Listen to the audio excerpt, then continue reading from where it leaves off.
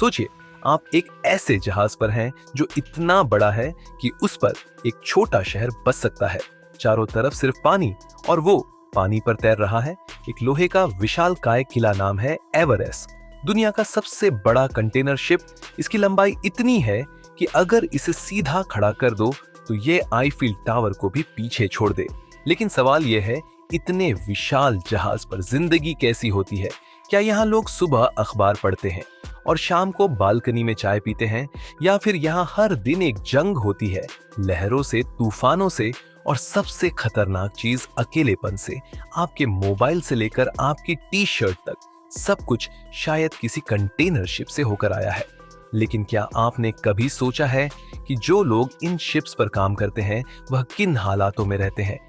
कितने दिन बिना इंटरनेट के, बिना परिवार के समंदर के बीचों बीच फंसे रहते हैं?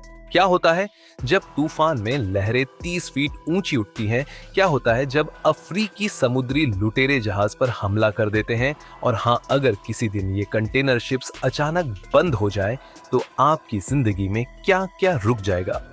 इस वीडियो में हम आपको लेकर चलेंगे उस जहाज के अंदर जहां ना कोई मॉल है, ना सिग्नल, ना सोशल मीडिया, सिर्फ मशीनें, लोहा और इंसान की हिम्मत। तो बने रहिए अंत तक, क्योंकि वीडियो के आखिर में हम आपको एक ऐसा असली वीडियो क्लिप दिखाएंगे जिसे देखकर आपको समझ आएगा कि समंदर की यह दुनिया कितनी रहस्यमयी, खतरनाक और अनदेखी है। अब चलिए लहरों के उस सफर पर जहां हर दिन एक नई कहानी है। अब आप सोच रहे होंगे, अच्छा भाई, ये कंटेनर शिप आखिर होता कैसा है? तो जरा ध्यान से सुनिए। दुनिया का सबसे बड़ा कंटेनर शिप एवरेस्ट करीब 400 मीटर लंबा है। यानी अगर आप इसे सीधा खड़ा कर दो तो ये एम्पायर स्टेट बिल्डिंग से भी ऊंचा लगेगा। इतना ही नहीं, इसमें 29,992 कंटेनर रखने की क्षमता है।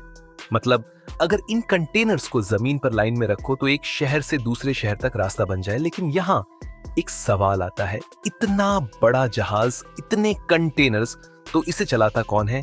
क्या यहाँ 500 लोग काम करते हैं? नहीं, इसको चलाने के लिए जरूरत होती है सिर्फ 20 से 25 लोगों की। हैरान रह गए ना?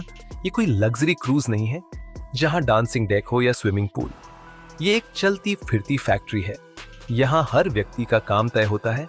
कैप्टन जो पूरी कमान संभालता है, चीफ इंजीनियर जो इंजन और मशीनरी की निगरानी करता है, डेक ऑफिसर जो रास्ता और कंटेनर की स्थिति चेक करते हैं, कुक जो पूरी टीम का पेट भरता है।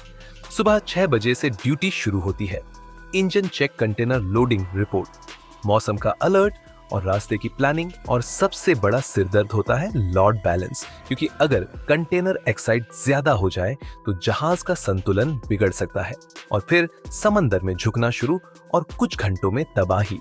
इसलिए इस जहाज पर एक छोटी सी गलती भी लाखों डॉलर का नुकसान और जान का खतरा बन सकती है। और अब जरा सोचिए, जहां हर दिन ऐसे खतरे हो वहां लोग कैसे जीते होंगे? यही जानेंगे अगले हिस्से में, उस जिंदगी की हकीकत जो समुद्र के बीचों बीच चलती है। अब आप सोचिए, चारों तरफ सिर्फ समंदर और आप उस पर एक चलते फिरते लोहे के शहर में हैं। ना मोबाइल नेटवर्क, ना नेटफ्लिक्स, ना इंस्टाग्राम, बस मशीनों की आवाज, कंटेनर्स की कतारें और रात के अंधेरे में गहराई से आती समंदर की सनसनाहट। यहाँ कोई सोमवार नहीं होता, कोई रविवार नहीं, हर दिन वही होता है, काम, निगरानी और अनिश्चितता। एक सामान्य दिन की शुरुआत होती है।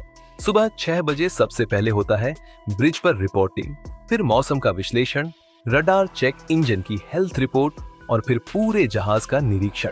यहाँ हर सेकंड कीमती है, क्योंकि छोटी सी चूक भी बहुत भारी पड़ सकती है। कभी कभी 12 घंटे तक लगातार काम करना पड़ता है बिना किसी छुट्टी के, हफ्तों तक। अब सवाल यह उठता है, लोग इतने दिन अकेले कैसे रहते हैं?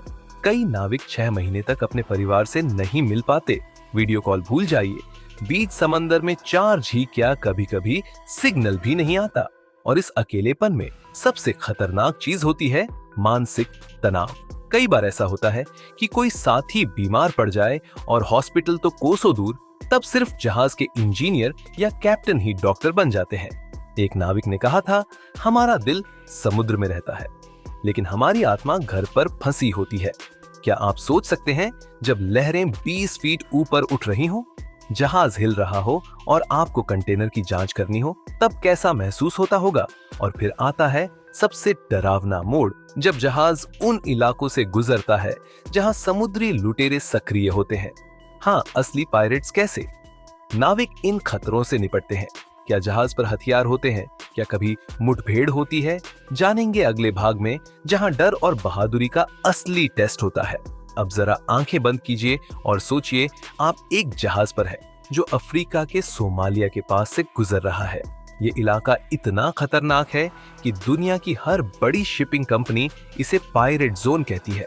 रात के 2 बजे हैं, अंधेरा इतना गहरा कि सामने कुछ भी नहीं दिख रहा। तभी रडार पर एक छोटी सी बोट दिखती है जो तेजी से जहाज की ओर बढ़ रही है।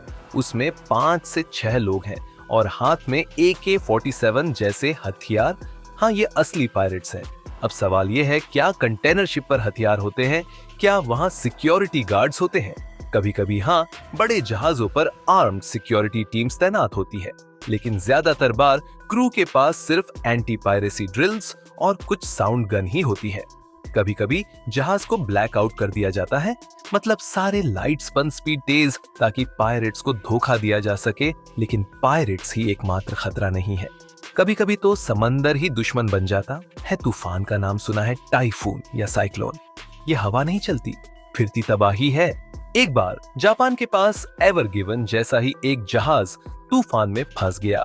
40 फीट ऊंची लहरें जहाज को ऐसे उछाल रही थी जैसे कोई खिलौना हो।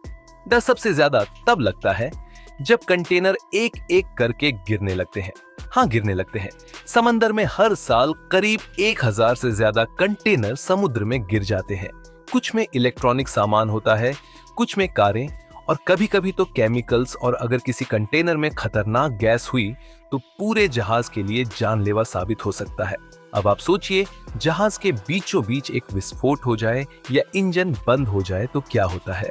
उस वक्त क्रू को अपनी जान दांव पर रखनी पड़ती है।